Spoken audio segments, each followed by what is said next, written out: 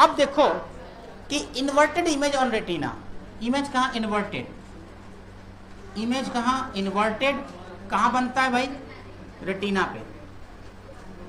Defects of vision में थोड़ा सा पहले इसको थोड़ा सा देख लें कि 1/f की वैल्यू क्या होगी। 1/f इज इक्वल टू कितना,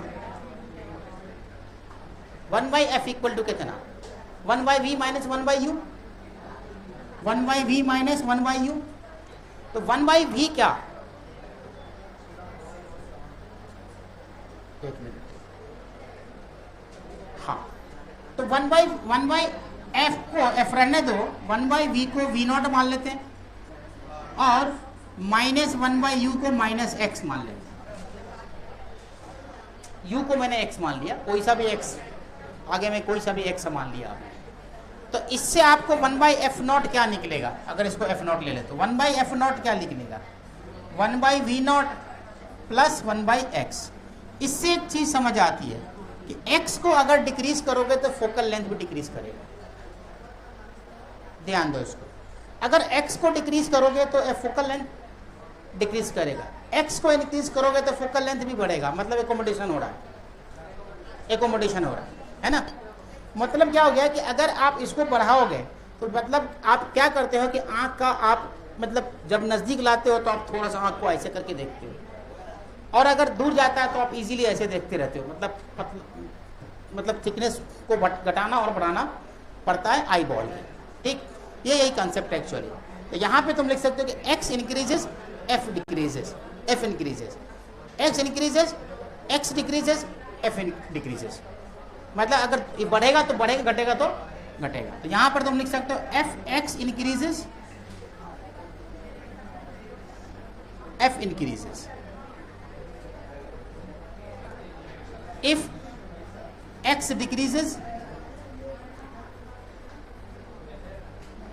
f decreases। सही है। तो x मैक्सिमम क्या, infinity, x maximum infinity.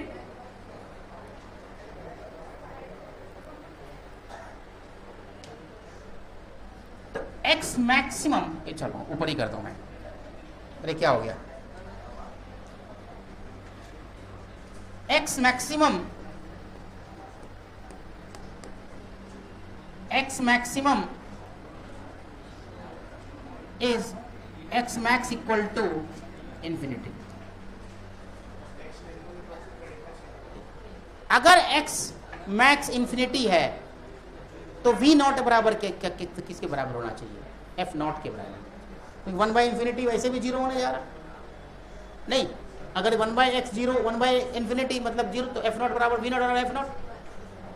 Then तुम देखो कि v0 इज इक्वल टू लगभग इक्वल टू f0 इज लगभग इक्वल टू 2.5 सेंटीमीटर, इससे आगे बढ़ ही नहीं सकता।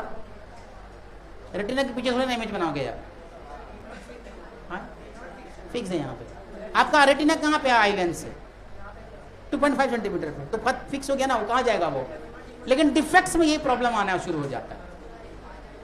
डिफेक्ट्स में v0 क्या हो जाता है, आगे चिपक जाता है, पीछे भाग जाता है, तो मेरे जैसा लेंस लगाना पड़ता है, समझा। अब जैसे एरियन का सुंदर चेहरा मुझे नहीं दिख रहा, मैंने ऐसे किया, दिखने लगा स्मार्ट लड़का, मतलब अब रेटिना पे बनने लगा। पहले क्या हो रहा था, इसका इमेज पीछे बन रहा था। इसमें दोनों चीज है, मेरा दूर का भी है, नजदीक का भी है, ठीक है। दूर का इसलिए खराब है क्योंकि मैं दूर बहुत देखता था किसी किसी को, नजदीक का तो खराब हल्का हो जाता है, ठीक। अब ये तो हो गया x मैक्स के लिए, और x मीन के लिए क्या होगा, x मिक्स के लिए 25, x मिनिमम 25, 25। इससे तो कुछ दिखेगा नहीं फिर, x मिनिमम 25 से उससे ज्यादा होना चाहिए, है ना। मिनिमम x मिनिमम 25 से नीचे लाओगे तो कुछ दिखेगा नहीं, फिर तुमको ब्लड हो जाएगा तुम्हारा सब कुछ, ठीक है। f इज f मिनिमम, यहां पर f जो है f tends to f minimum की तरफ चला जाएगा, और यहां जो है f मैक्सिमम की तरफ चला जाएगा।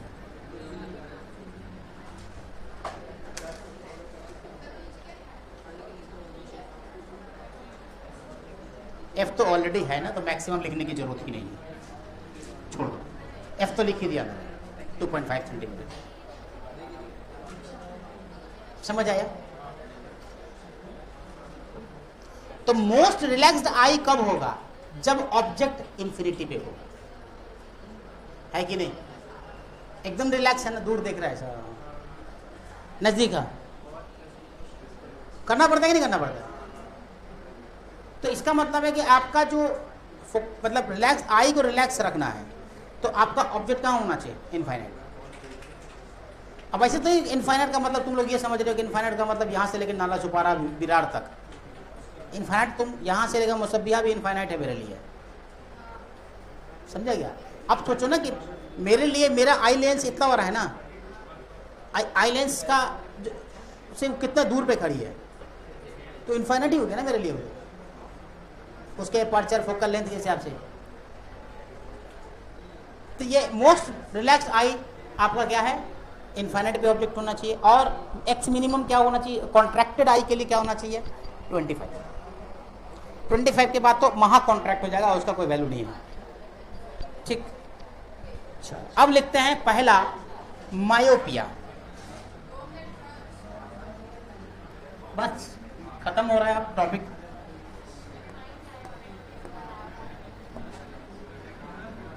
मायोपिया, मायोपिया क्या होता है? नियर साइटेडनेस,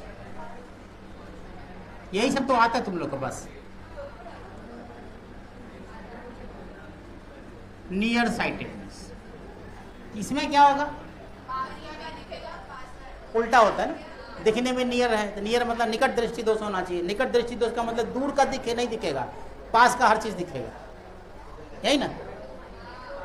पास का दिखेगा, निकट दृष्टि दोष में पास का दिखता है, जबकि नाम का लगता है, नाम से लग रहा है कि ये नियर नजदीक का नहीं दिखना चाहिए, है ना? हिंदी में निकट दृष्टि दोष और क्या बोलते हैं? दीर्घ दृष्टि दोष। तो ये जो नियर साइटेडनेस है, इसमें होता क्या है एग्जैक्टली? इसमें क्या होता है कि आपका जो रे आ रहा है ना, वो रेटिना से पहले ही गिर जाता है, समझा गया? जिस वजह से क्या होगा कि आपको बनेगा नहीं। जैसे देखो ये तुम्हारा आई है ना,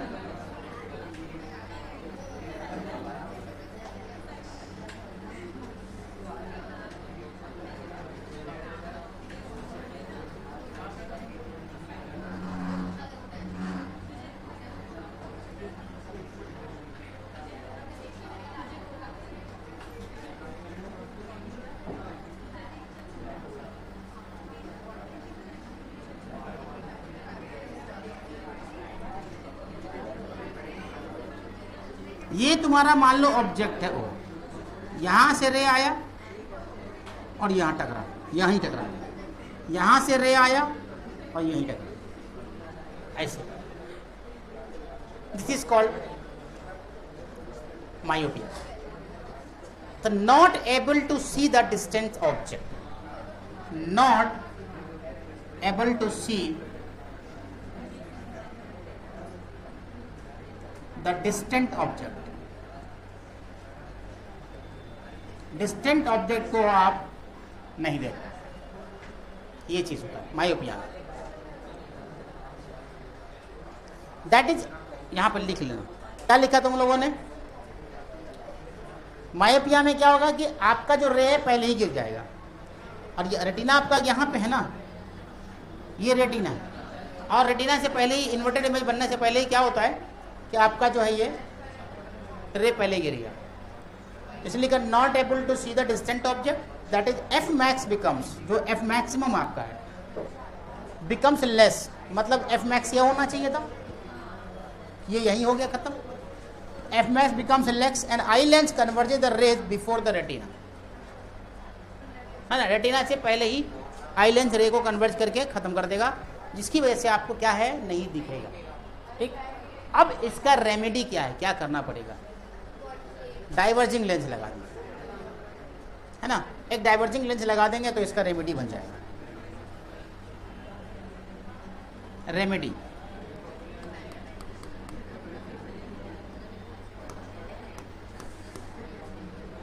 रेमेडी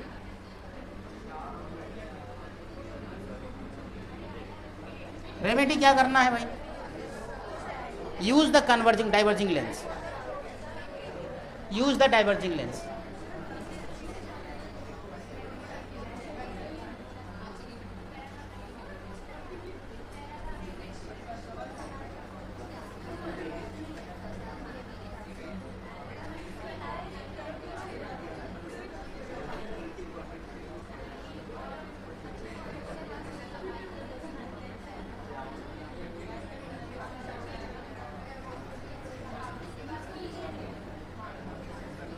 ये देखो,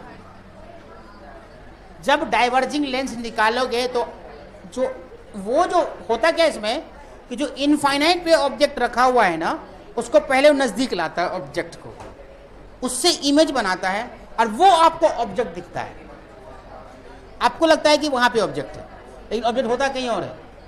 तो एक वर्चुअल ऑब्जेक्ट बनता है यहाँ पे, और जिसकी वजह से आपको ऐसा दिखने लगता है। जैसे मान लो कि यहाँ से आपको क्या आएगा, इनफाइनाइट से रे आ रही है, लगातार तुम लोग गप मारती हो, बातचीत करती हो लगातार है। नहीं पढ़ना है मत पढ़ो यार, कौन मना किया है, कौन बुला रहा है यहाँ पे? चुप रहने का नाम ही नहीं है, मतलब कोई सीरियसनेस नहीं है कि हमको पढ़ना भी है। तो दुलार करो, प्यार से पढ़ाओ तो लगता है एकदम दुलार प्यार करना छोड़ देंगे अब हम। रमजान है, ज्यादा नहीं बोलेंगे इसीलिए। ये यहां गया, यहां गया,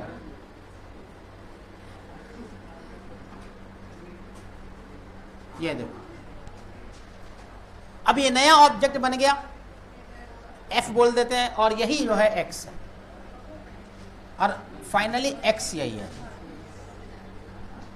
यही तुम्हारा एक्स।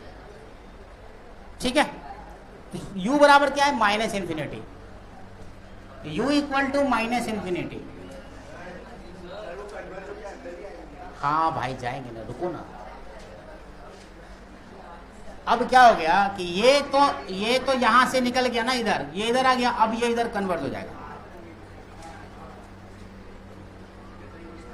हाँ यहां जाएगा, छोड़ो ना, हटाओ ना, डायरेक्टली बना देते हैं,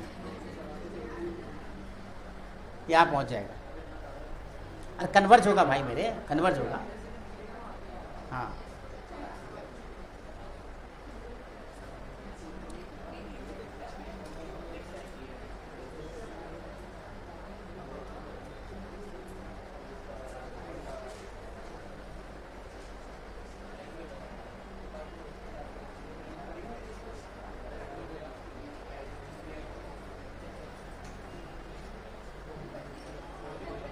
तो एक्चुअली क्या है कि आपको ये लगना चाहिए कि ये यहां से आ रहा है, समझा क्या? तो डायग्राम गड़बड़ बन गया है, तो तुम ठीक कर सकते हो। क्या होगा कि ये तुम्हारा ये यहां टकराना, आई में टकराएगा। लो मैं आई ठीक कर देता हूं, उसमें क्या दिक्कत है? आई को ही ठीक कर दिया, अब ठीक है, अब आई ठीक है, अब आई ठीक है, अब तो तुम्हारा आई ठीक हो गया। चलो अब तुम्हारी आंख ऐसे भी ठीक हो गई। अब जब यहां से टकराएगा तो ये यहां कन्वर्ट हो जाएगा। और ये कौन सा है, किधर गया? अरे किधर चला गया? हाँ यहां है, ये यहां टकराया, यहां।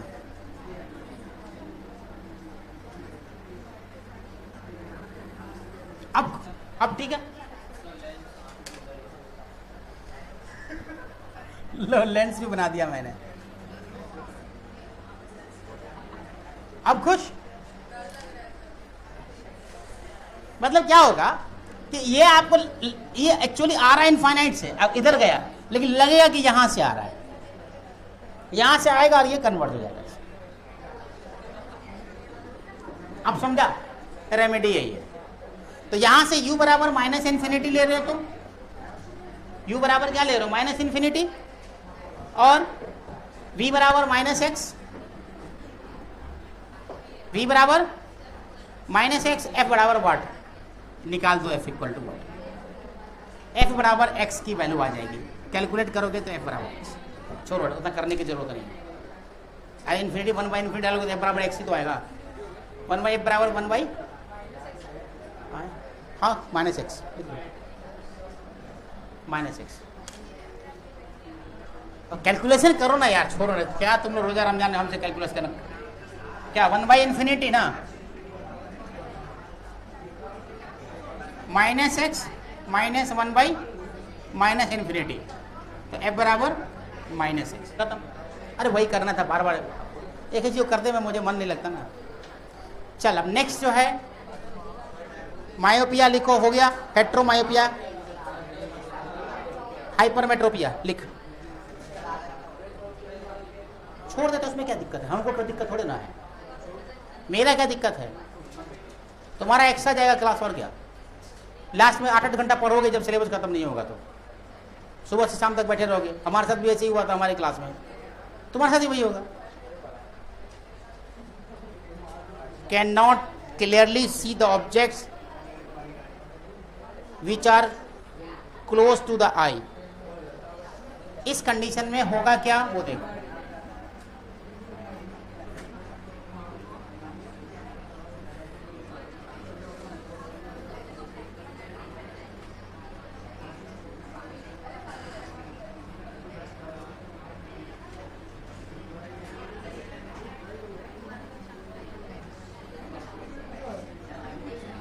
ये तुम्हारा ऑब्जेक्ट है 25 सेंटीमीटर में मान लो रख दिया, नज़दीक में रख दिया, यही मतलब होता है ना कि नज़दीक का चीज़ें नहीं देखेगा। तो ये क्या होगा कि जो रे आती है ना, वो रे चली जाएगी ऐसे,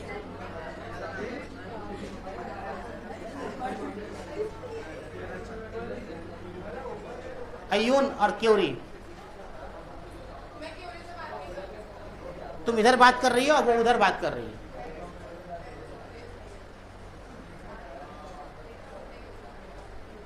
क्लास का लास्ट है इसलिए नहीं निकाल रहे हैं, तो हम निकाल देते हैं। अगर ये आधा घंटा भी बचा होता है क्लास में तो हम निकाल देते हैं।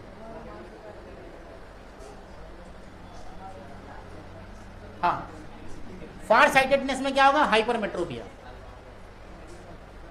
समझे क्या मतलब? क्या होगा कि ये जो इमेज है ना थोड़ा सा पीछे जाके कन्वर्ज होगा, तो पीछे कन्वर्ज होगा तो क्या एक्चुअली होगा, तो यहीं पर कन्वर्ज, लेकिन इतना दूरी पे कन्वर्ज होगा तो क्या मिलेगा, पिक्चर ब्लर आ जाएगी।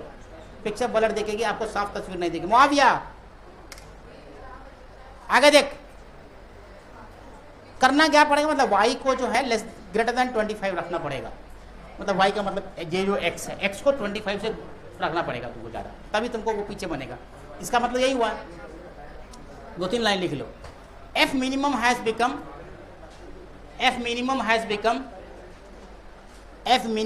become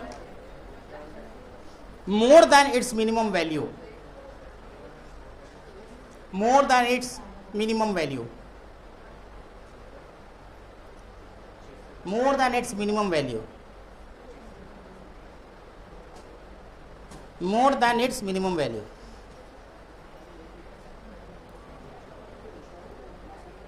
Rays coming from a point at a distance 25 centimeter, rays coming from a point at a distance, rays coming from a point at a distance 25 centimeter converges far away from the retina, converges far away from the retina, converges far away from the retina। It occurs, next point will लिखना, it occurs when the eye lens is too thin, it occurs when the eye lens is too thin, when the eye lens is too thin, is too thin at the center, or the eyeball is shorter than normal, or the eyeball is shorter than normal। अब यहां पे एक बड़ा वाला point लिखो, बड़ा वाला point जो प्रेस बायोपिया तुम लोग बकबक कर रहे थे वो चीज बड़ा वाला नोट करके लिखना। When this defect arises due to weakness of ciliary muscles, when this defect arises due to weakness of ciliary muscles,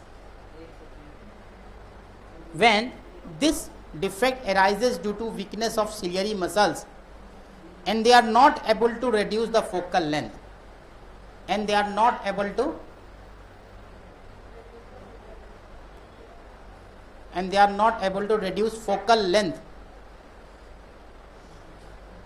this is also known as presbyopia. PRESBYOPIA हो गया तेरा प्रेसबायोपिया खत्म, 3 हो गया ना। अब इसका रेमेडी क्या करोगे? कॉन्वेक्स लेंस लगा देंगे, बस कुछ नहीं। रेमेडी में कॉन्वेक्स लेंस, आई है, आई बॉल है, आई बॉल के सामने एक कॉन्वेक्स लेंस है, कुछ इस तरीके से लगा देंगे। तो इससे क्या होगा, यहां से रे आई है ना, यहां से आई पैरेलल होके इधर चली गई, सही है ना। हल्का सा टेढ़ा भी हो सकता है और यहाँ पे कन्वर्ज हो, यहाँ कन्वर्ज, मतलब जो एन है वो जो एन डैश था वो यहाँ पहुंच गया, मतलब यहाँ से, ठीक है। अच्छा, तो वन फोकल लेंथ इसका कितना होगा, फॉर्मूला लिख दो उसका, कुछ नहीं करना। 1/f equal to -1/x plus 1/25, 1/f equal to -1/x plus 1/25, ये चीज फोकल लेंथ। क्योंकि v u कितना है यहाँ पे, -25 है, और v कितना है, -x, इसलिए ये जो तुम्हारा n डैश लिया ना, यही तो x।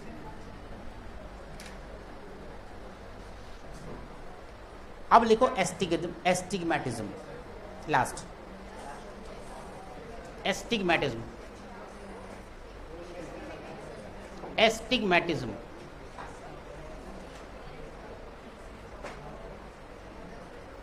लास्ट पॉइंट जल्दी लिखो ना। When eye lens, when eye ASTIGMATISM, ASTIGMATISM,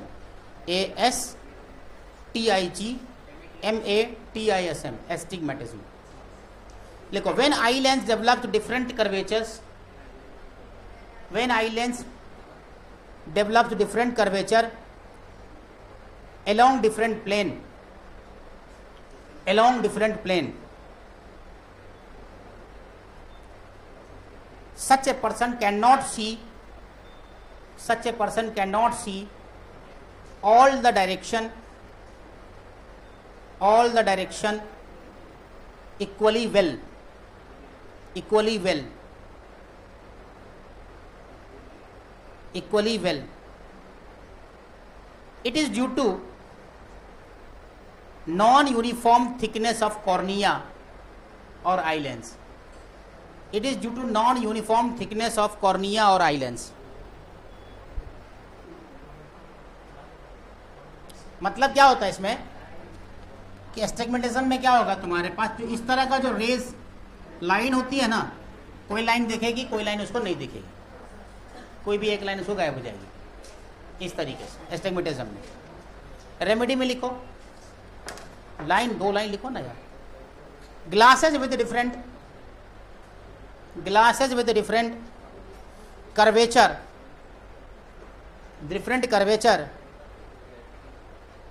different curvature in different planes, planes are,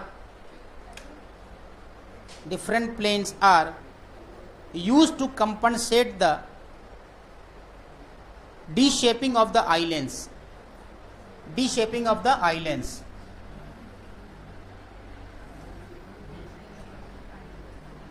कुछ इस तरह का शेप होता है लेंस का, लेंस ऐसा हो जाता है, मतलब थोड़ा सा नॉन यूनिफॉर्म हो जाता है आई लेंस, कॉर्निया कुछ ऐसा बन जाता है इस तरह का, समझा। और तो क्या करते हैं इसमें हम लोग क्या करते हैं कि एक सिलिंड्रिकल लेंस लगाते हैं, सिलिंड्रिकल लेंस लगाते हैं, और सिलिंड्रिकल लेंस लगाते हैं कुछ इस तरीके से, जैसे मान जैसा शेप है ना, उसी शेप से फिर बनाते हैं इसको।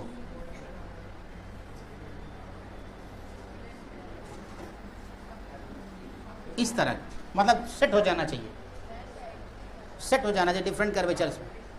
ये आई सिलेंड्रिकल लेंस है, इस तरह का सिलेंड्रिकल लेंस यूज़ करते हैं। यहाँ पे ये हमारा क्या है, हमारा लेंस है, ये हमारा लेंस है, ये हमारा कॉर्निया है, नॉन यूनिफॉर्म है, तो सिलेंड्रिकल लेंस लगा करके दोनों को ठीक किया जा सकता है। जाओ भागो यहाँ से आओ।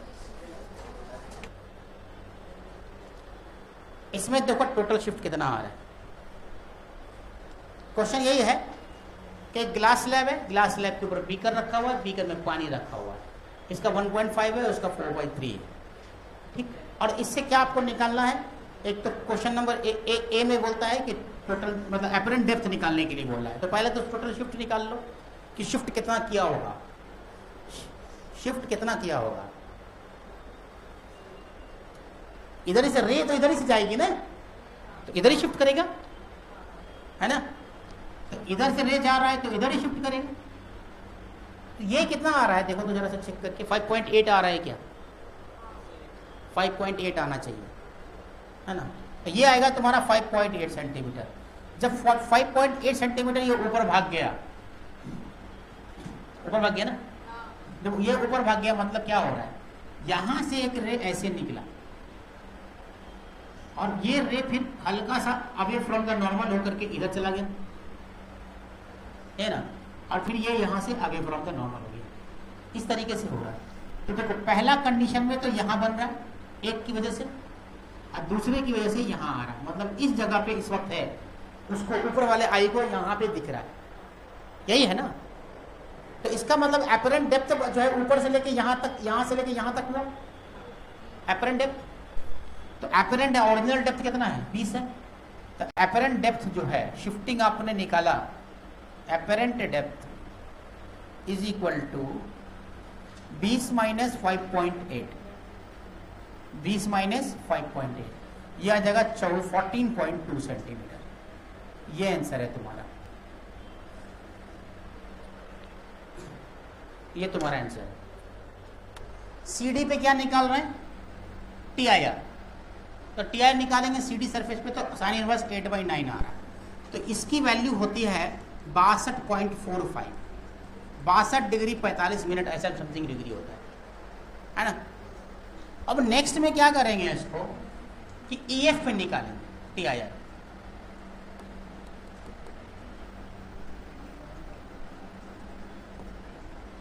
ईएफ पे निकालेंगे टीआईआर एट ईएफ।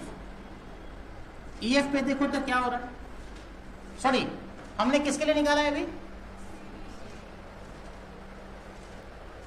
सीडी के लिए निकाला ना, सही में इतना ही आ रहा है 3/2 8/9, हाँ ठीक है।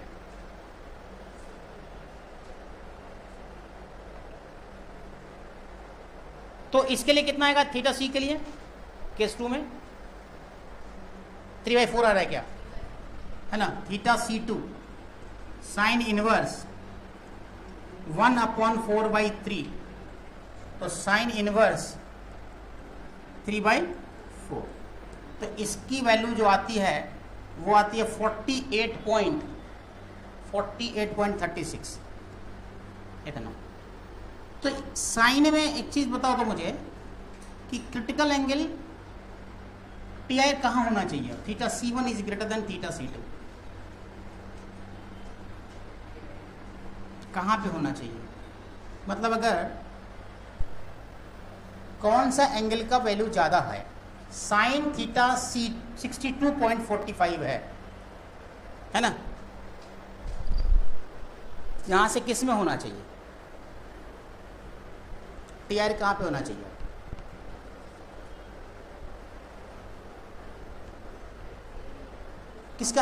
किसका वैल्यू ज़्यादा आता है। साइन का वैल्यू बढ़ता है, साइन 0 से आगे जाता है तो वैल्यू बढ़ जाता है ना, और नीचे वाले से कम होता है। इसका मतलब टीआईआर होना चाहिए तुम्हारा थीटा C2 पे ही, C1 पे, हाँ 2 पे होगा, लेकिन वही चेक कर रहा हूँ मैं, क्योंकि यहाँ से होके ये चला तो जाता है यहाँ तक, यहाँ पे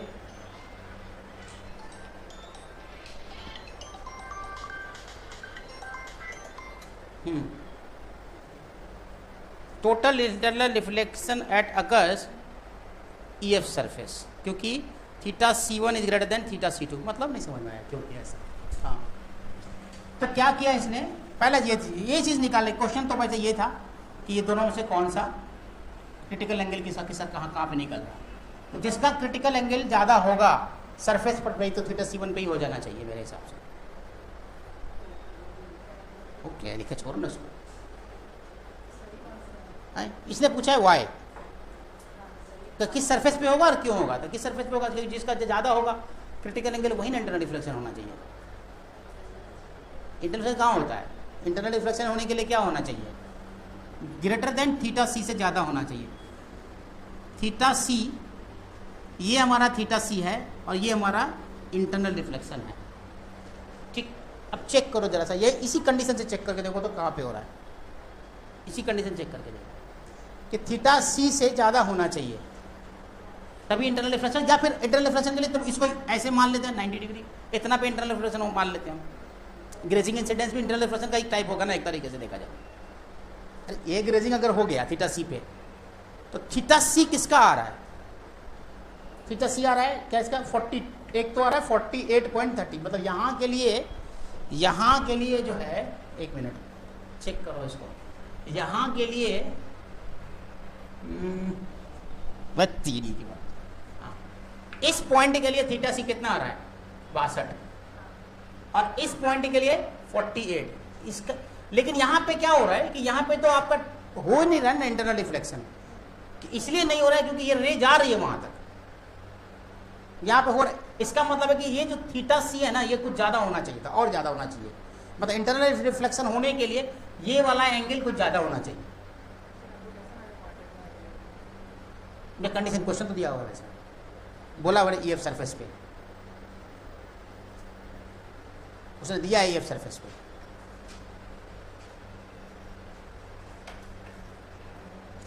ठीक, चलो इतना ही पे रहने देते हैं इसको।